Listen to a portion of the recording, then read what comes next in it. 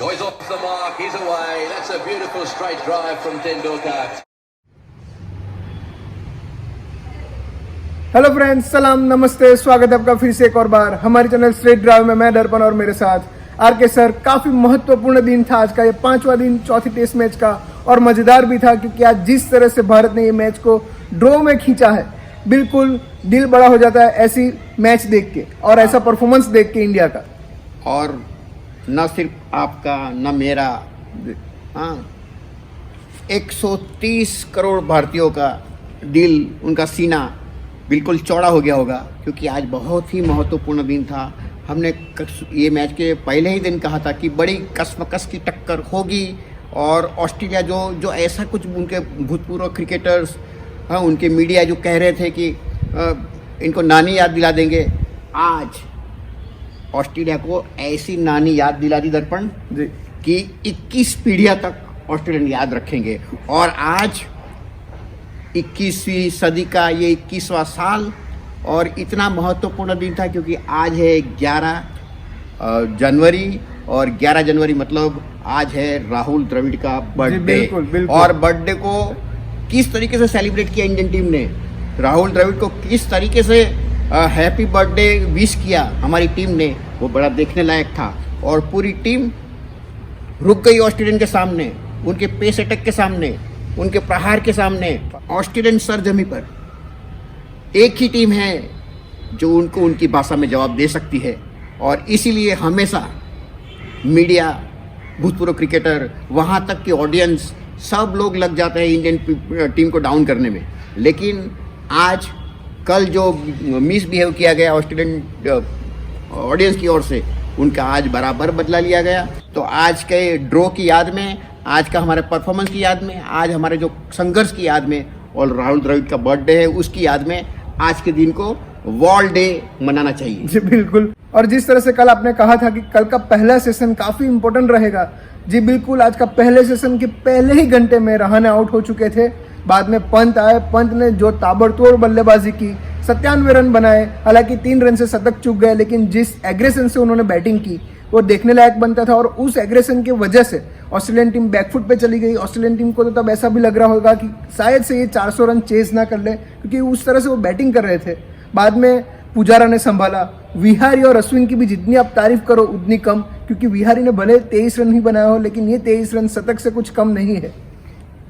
आज जितना भी जो भी परफॉर्मेंस हुआ इंडियन टीम की ओर से, जो जागने वाले थे, जो हम, जैसा कि हमने कहा था कि ये कल का मैच सुबह में उठकर जरूर देखिएगा, और किसी ने रहाणे आउट हो गए, रहाणे रहे नहीं, ये सोच के अगर सो गए होंगे या नहीं उठे होंगे, तो उन्होंने ऋषभ पंत और पुजारे की जो मज़ेदार बैटिंग थी, कसमकस वाली बैटिंग थी, कड़ा संघर्ष वाली बैटिंग थी, वो देखने का लाइव मौका गवा दिया।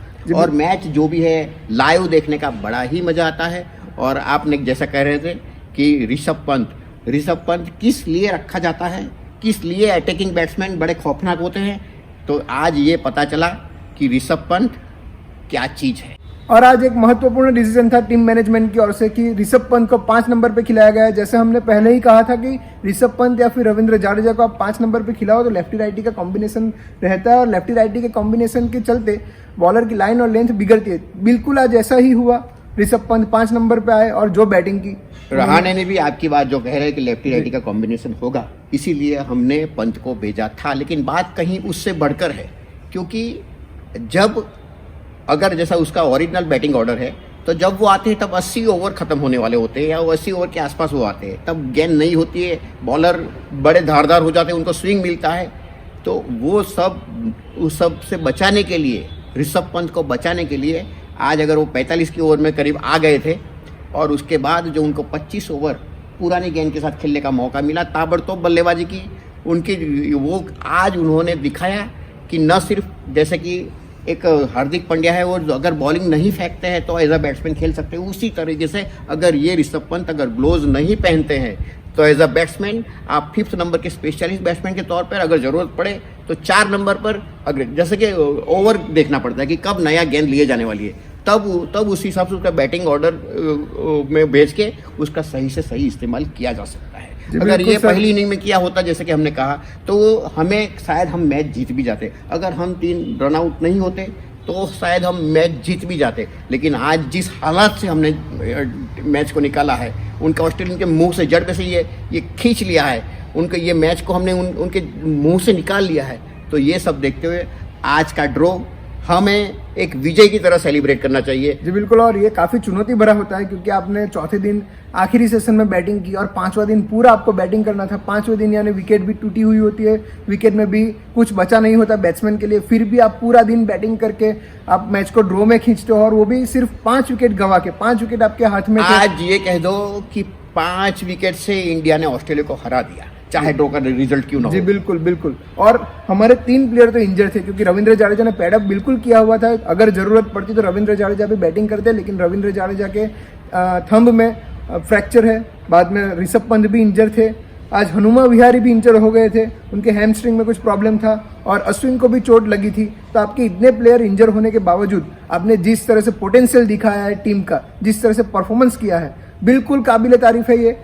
देखो हमारी सी ग्रेड की टीम, डी ग्रेड का अंपायरिंग, डी ग्रेड का ऑडियंस और ए ग्रेड की टीम को हमने ऐसा सबक सिखाया, ऐसा सबक सिखाया कि हमारे जहन में, हमारे दिलो दिमाग में सालों तक याद रहेंगे। ऐसा एक बार 1979 में हुआ था।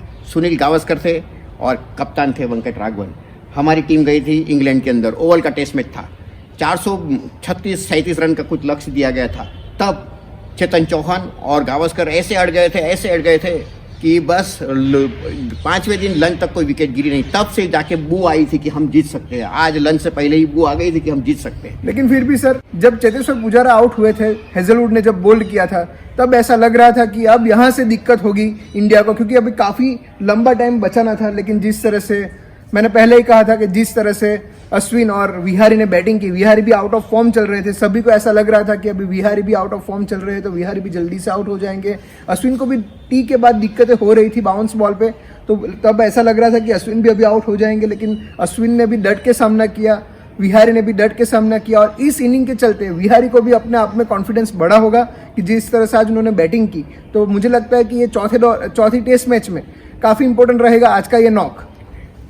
जब पुजारा आउट हो गए थे तब भी ढेर सारे ओवर बाकी थे और इस हालात में विहारी आउट ऑफ फॉर्म चल रहे थे। आज विहारी को इनिंग ऑफ द लाइफ खेलना था ये मैच को बचाने के लिए और उन्होंने हैमस्ट्रिंग होने के बावजूद वो करके दिखाया। और इसीलिए जो सोच रहे थे कि मयंक अग्रवाल को लिया जाए, लेकिन ये इनिंग उनको जीवतदान देगी। और अगले टेस्ट मैच में अगर हम चाहते हैं कि उनका जो हैमस्ट्रिंग का प्रॉब्लम वो अगली टेस्ट मैच में इश्यू खड़ा ना करे, तो उनके लिए भी एक अच्छा रहा। और इसके बाद आप जो कह रहे हैं कि अश्विन जब वो आए बैटिंग के लिए तो उनको ढेर सारे बाउंसर दिए गए और उन्होंने ऐसे खेला जैसे कि मैनेजमेंट ने उन्हें कोई आदेश नहीं दिया था। न तो वो कुछ समझ रहे थे, न तो मैनेजमेंट से कोई आदेश रहा था, न तो उसको सिखा के भेजा गया था।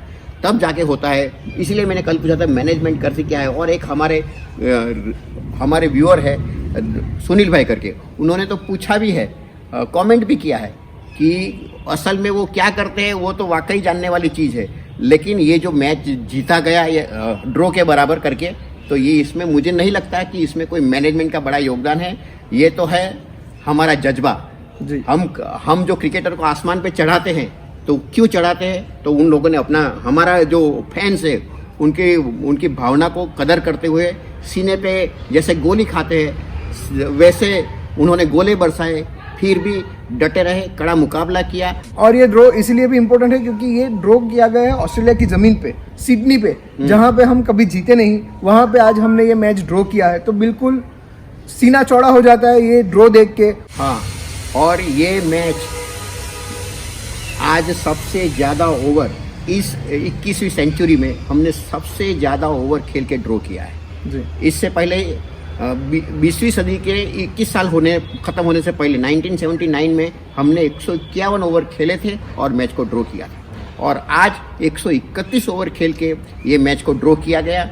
और बस ये है कि मैनेजमेंट कुछ अगर हार्दिक पांड्या को रोक लेती, और जैसे कि बहुत इंजरी आ रही है, इतने सारे खिलाड़ी इंजर हो रहे थे, तो जो ऑलरेडी क्वारंटाइन थे उनको रोक लेते तो भी ये जो ऐसी आज स्थिति ये हो गई है कि आप अगली मैच में किन को खिलाओगे, क्या आपकी 11 खिलाड़ी हो भी पाएंगे या नहीं। तो ये सब हम उभर सकते थे, बाहर आ सकते थे। कुछ जो लंबा सोचना चाहिए था इस हालात में, इस पोजीशन में, जबकि कोरोना का दौर है, तो ये कुछ सोचा नहीं गया।